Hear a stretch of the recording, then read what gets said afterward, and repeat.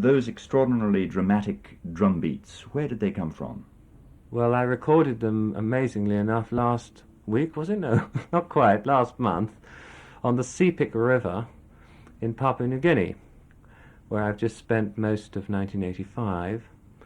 And they actually come from a town called Timbunki, which is on the Middle Sepik, and I think that is very fascinating drumming.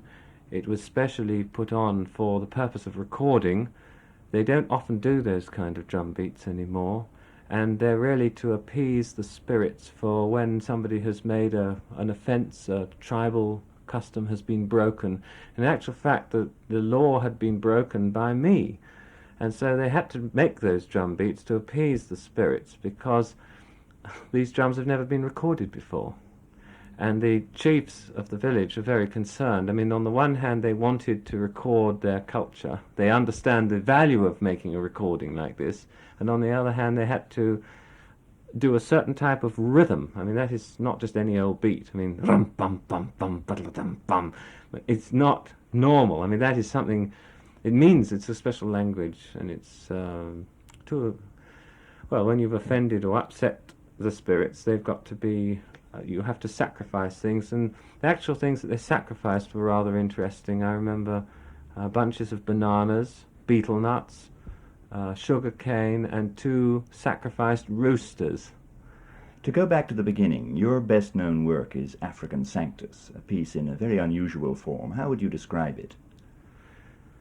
It is a choral work. It's a setting of the Latin Mass, harmonized with indigenous music, which I recorded, taken from the Nile, from Egypt, Sudan, Uganda, and Kenya.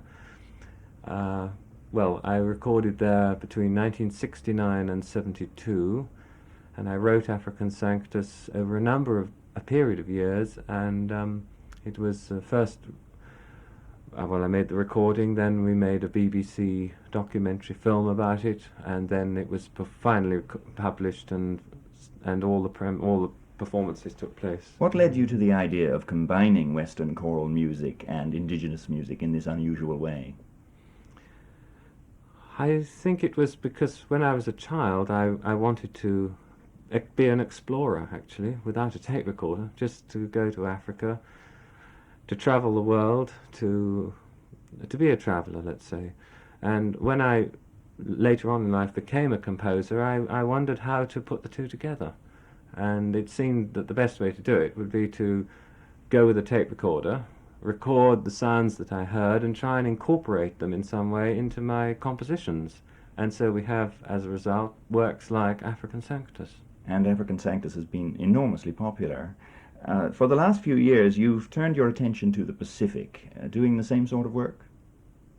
Yes, on a very much larger scale. I left England in '78 for the Pacific, and I did 6 months to see whether, what was in the Pacific. I knew nothing about the Pacific. And then I went back in 1981, and I have been in the islands ever since. In fact, this is a very brief visit to England now, to London. I've just got married to Jane, and I came back to marry her, and we're going to emigrate to Australia. We're going to live in Australia, whilst I compose the Pacific Odyssey, which will be my next major work after African Sanctus, based on 5 years of field work, which has taken me all round the Pacific Islands, that is to say, Polynesia, Micronesia, and Melanesia. I mean, to name drop a few islands, for those listeners who are very frequented with these. You see, in England, not many people have heard of Vanuatu. Perhaps they have, I don't know. Marshall Islands, Ponape, Truk, Yap, Palau, the Republic of Palau, New Caledonia, Nouméa, of course, Kiribati, Fiji. Well, I spent 3 years based in Fiji, travelling around Tonga, Samoa, the Cook Islands, French Polynesia, Tahiti, Sasatis, Marquesas, Australs. And the recordings you've made are of great historical importance. Well, I think they certainly are. This music is dying out, and any attempt now to preserve it is going to be of great value for the preservation of the Pacific Island nation's culture. Why do you think it's dying out? Well, I think that with culture disappearing, another culture emerges. And I've seen in the islands one of the biggest invasions of privacy, really, of island privacy, would be video. You get whole island communities watching 7 hours of video a night at the local school or what have you. Nobody's singing or practicing their traditional chants and dances. So, I mean, video, communications, education, the fact that young people want to go to be educated, and quite rightly, they want to go to places like Guam or to New Zealand, Auckland. They want to leave their islands. So the Pacific Islands are, on the one hand, they are home, and people have their home islands. On the other hand, young people today want to go to the cities, get jobs, and with opportunities offered to them, they're not so interested in learning the customs of the old people.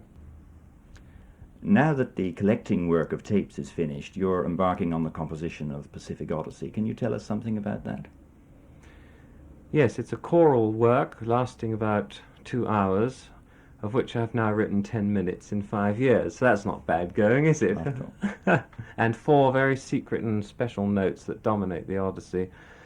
I think, to be brief, Pacific Odyssey is the history of the Pacific of 250 years, told, recited and sung, incorporating recordings that the composer has made over a period of 5 years in a journey that really is an odyssey in itself. I don't know of anyone else who spent 5 years recording in the Pacific, but it's a long time, and it's been a very arduous journey, and I want to bring the guts and the physical emotions that I experienced in the real Pacific, experiencing hurricanes, being washed out to sea and being picked up by fishermen off Micronesia, had my life saved. This has been a very physical journey, and I've been deeply involved with the preservation of music in the Pacific, and I want to incorporate this from a star-shaped journey, which is, let's say, Hawaii in the north, New Zealand in the south, Easter Island to the east, to Tahiti, to Yap in Micronesia, to Palau, and in the center, a cluster of islands, let's say Polynesium and Melanesia mixed and a bit of Micronesia, perhaps representing the constellation of the Southern Cross, and a special island which I like to believe is Paradise, and I'm not going to tell you the name of that island. No, this Pacific Odyssey is going to be also based on a Tahitian prophecy, which was relevant in 1750 when it was made by a priest on the island of Raiatea, which is in the Sasaki Islands, in a marae, which is a temple called Tapu Tapu Atea, which simply means holy, holy God. And this prophecy says that strangers are going to come, and they're going to come in canoes without balance. I didn't say ballast, I said balance. And the question of balance is still of critical importance today. I mean, the balance between love and hate, of a pure ocean and an impure ocean, of the environment being of purity. And, of course, this incorporates 2 turbulences, really. The meeting of Europeans and Pacific Islanders in the 19th century, the meeting of nations fighting over Pacific Islands in the 20th century, Second World War, and now the atomic issue, the nuclear testing and the nuclear dumping that's threatening the environment and so on. And in amongst that, I'm really writing a composition about love, about a universal God, and peace between independent Pacific Island nations that are emerging now and finding their own identity in today's world. And I think the Pacific has a terrific lot to say to us. And I've received tremendous inspiration traveling through the islands.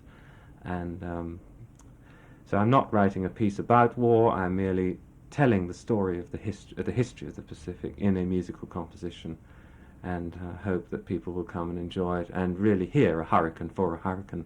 Unfortunately, I haven't got my hurricane tapes with me, but I would like, I don't know if anyone's interested, but I would like to play you a little piece of panpipe music that I recorded in the Solomon Islands in 1978, and and a piece of cello music that I've just recorded in London now with cellist Stephen Isserlis. He's 27 years old and quite a virtuoso. I seem to be flitting about from one subject to another, but I mean, my work is about that really, the incorporation of an ethnic tape and how I develop it as a composer.